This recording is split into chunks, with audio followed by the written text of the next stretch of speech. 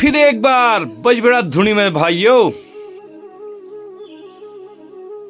नमस्कार, बलगा के पहाड़ी बाजार में आपका स्वागत है। दोस्तों, आज मैं ये बताना चाह रहा हूँ आपको, जो हमारी धुनी है ना, हरजू की धुनी, ये बजबेड़ा में गया हूँ मैं। हरजू की जो हमारी धुनी है, यहाँ पर ये मैं जरा जानकारी चाहता हूँ। जब हमारे यहाँ जो मुंड होते हैं, हम जो भक्त यहाँ फेरी करते हैं, आपको मैंने पहले वीडियो में देखा होगा, वो जो मुंड जो भक्त यहाँ बैठे हैं, उनकी जो हर आदमी का एक स्थान है, यहाँ हर देवते का स्थान है। वो स्थान कहाँ पर है ये बताएंगे हमारे श्री भुवार सिंह खड़ा जी, मेरे भाई साहब। जानिए जरा। भाई साहब नमस्कार।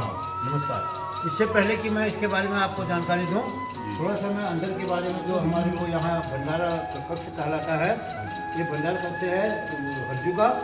यहाँ पर के थोड़ी दो बातें बताऊंगा। ये अंदर के जो धूणी है, इसको गुरु गोरखनाथ जी की धूणी कहते हैं। ये गुरु गोरखनाथ की धूणी, गुरु गोरखनाथ जो है सबको पता है कि ये जो है बहुत बड़े संत हैं। इनसे पहले ये जो है गोरखपुर में इनका शक्तिपीठ है, वो सबको पता ही है।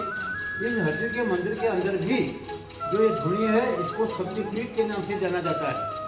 ये यहाँ की शक्तिपीठ है और पूरी ताकत जो है यहाँ को, जिसमें भी यहाँ पर वैसी का कार्यक्रम होगा या भोग का कार्यक्रम होगा या इस मंदिर के संबंध में कोई भी कार्यक्रम होंगे, तो इसके अंदर पुजारी जो नियत है वो पुजारी जाएगा और यहाँ का डगरिया जो भंडारी का डगरिया है वही इसके अंदर प्रवेश कर सकते हैं। बाकी जनता के लिए इसके का प्रवेश वर्जित है।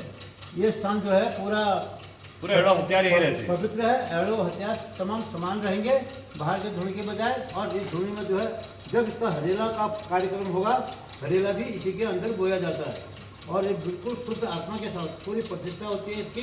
नहा धोकर के शुद्ध भाव से ही आदमी इसके अंदर प्रवेश कर सकता है।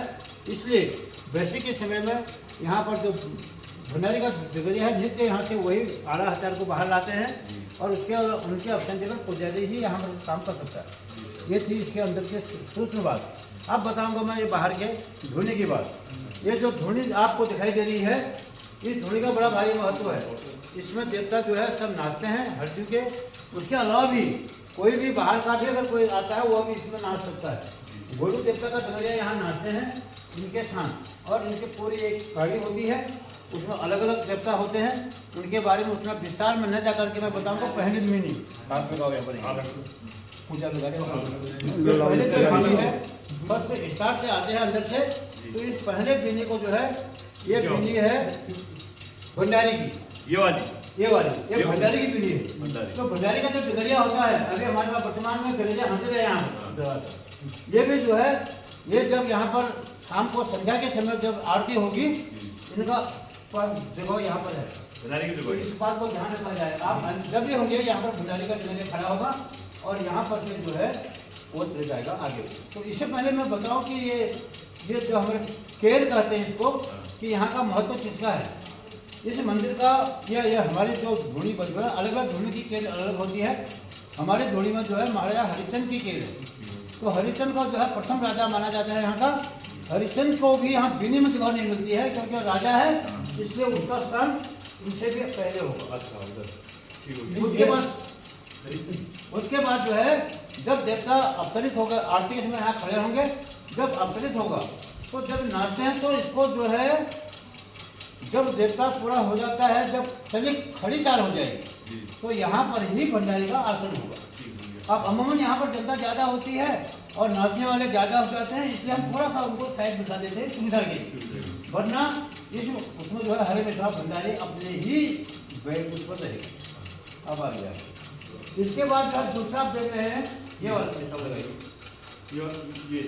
ये वाला ना। हाँ, ये लाटू की है। लाटू का जो मुंड होगा, सारा इस देवता का अवभार लाटू के पास होती है। जब भी इनकी सेना कहीं जाती है तो उसकी अगुवाई लाटू के अंदर होती है। लाटू देवता के साथ जो है यहाँ पर एक चिमटे वगैरह रखे हुए हैं, कुल्हाड़ी रखी है, दराती रखी है।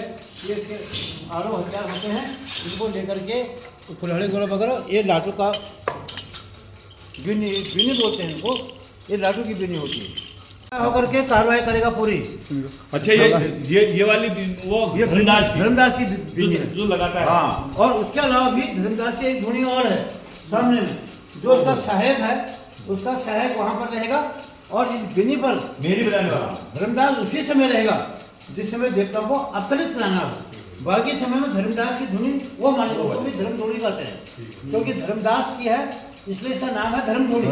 धर्मदास बैठता है इस धर्मधुनी में, इसका नाम धर्मधुनी के नाम से प्रख्यात है। ये महत्व इसका ये है। अब अगले बिनी में हम आते हैं।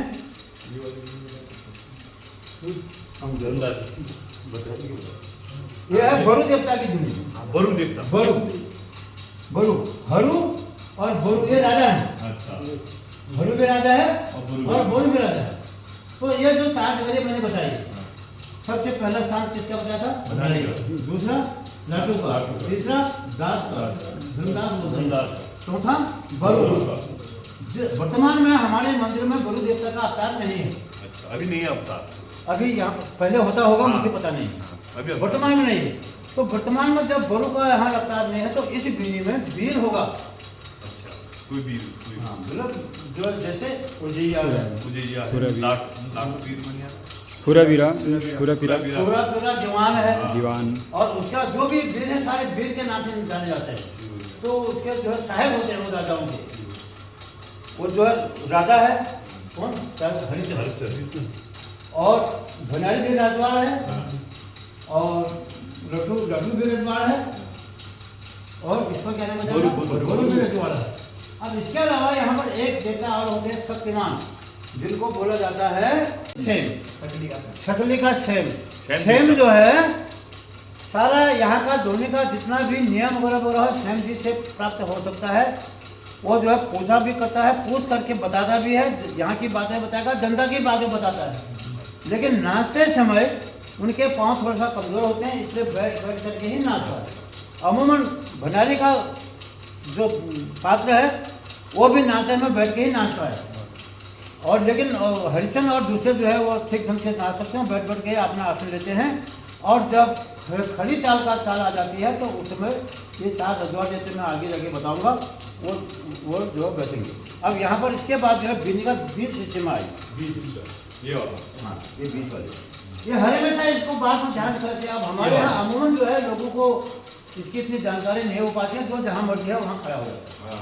आरती के समय में इस बात को ध्यान रखा जाए कि यहाँ पर जब ये जगह जैसे मैंने बताया उन्हीं की होगी, वो जिनको बताई वहीं की होगी, वो वहीं पर होगी, ये। अब इसमें 16 जवान जो है जितने भी इनके साथी हैं वो एक जवान इनके बीच में होता है। एक यहाँ पर हो जाएंगे, दूसरे वहाँ हो जाएंगे, तीसरे वहाँ हो जाएंगे, चौथे वो। उदाहरण के लिए मैं बताता हूँ, जैसे हमारा उजैया वीर है, गुलैया वीर है, पूरा जवान है।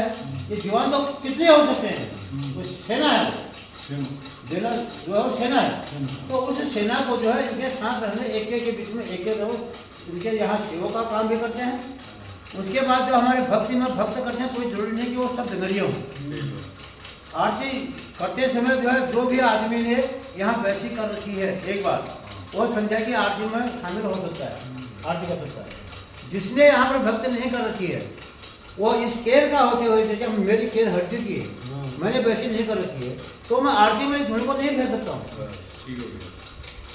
ये इस प्रकार से जिसने कर रखा वो फेरेगा। और अगर कोई आदमी भक्ति मार्ग में है, किसी से पहले दिन से उसको टाइम नहीं होता है, तो 11 दिन से भी अपने भक्ति मार्ग में आकर के इस भक्ति को कर सकते। इतना मैं आज बता के अगले बारे में जो वैदिक का समय आएगा उसके बारे में जानकारी दूंगा, और 11 बजे के बाद, और उसके दिन जो है फिर समय मिलेगा तो बाकी सब। अभी दादी ने हमारी ये धुनी के विषय में बताया कि कहाँ पर क्या है। अब दरअसल मैं एक चीज़ और पूछना चाहता हूँ दोस्तों, जिस यहाँ जो केर है ये हरिचंद की केर है, हर अलग केरों के अलग अलग रीति रिवाज होते हैं। तो दोस्तों यहाँ जो हमारे अभी जो यहाँ बेशी कर रहे हैं, जो मुंड जो बेशी कर रहे हैं, वो अभी अपनी ड्रेस में है, जो धोती और वो जो भगवा होता है ना एक कलर, उसमें नहीं है। वो क्यों नहीं है, क्या नहीं है, दाजू जी पूछूंगा मैं। दाजू जरा मेरे को बताना उसके विषय में।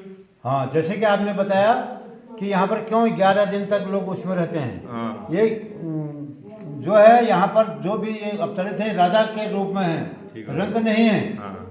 तो इनको बोला जाता है धर्म का राजा, कर्म का जोगी। धर्म से राजा है क्योंकि राजा खानदान में पैदा हुआ, इसलिए इनके आगे राजा हरिचंद लगाया जाता है, राजा की औलाद है। लेकिन ज्ञान पाने के लिए जब हरिद्वार में जाकर के ज्ञानी बनने के लिए गए तो इन्होंने वहाँ किस्म किस्म की तपस्या, उठी तपस्या, बैठी तपस्या और लेटी तपस्या, 12 वर्ष तक की तपस्या की। उसके बाद जो है योग धारण किया। 11 दिन बैरक बांधने के बाद इनका योग धारण हो जाएगा और उस समय इनके माता पिताओं की सहमति से इनको पूछ करके इनको यहाँ पर जो है योग दे दिया जाएगा और उसमें ये जोगी हो जाएंगे। तो इनके माता भिक्षा देने के लिए आते हैं, भिक्षा दे करके इनको जोगी बना दिया जाता है। वो कार्रवाई हम आपको 11वें दिन दिखाएंगे, जब यहाँ पर इसका काम होगा उस दिन आप इसको दे करके बैरक का भी कार्यवाही उसमें दिखाई जाएगी। और बाकी अभी बहुत सी पद्धतियाँ हैं, बहुत से काम हैं, वो आपको टुकड़े टुकड़े में बार बार करके अलग अलग स्टेज में दिखाती है। मतलब भगवा कपड़े जो जोगी ये 11वें से बनेंगे, वो चीज़ मैं आपको दिखाऊंगा। बने रहेंगे आप मेरे चैनल में। धन्यवाद।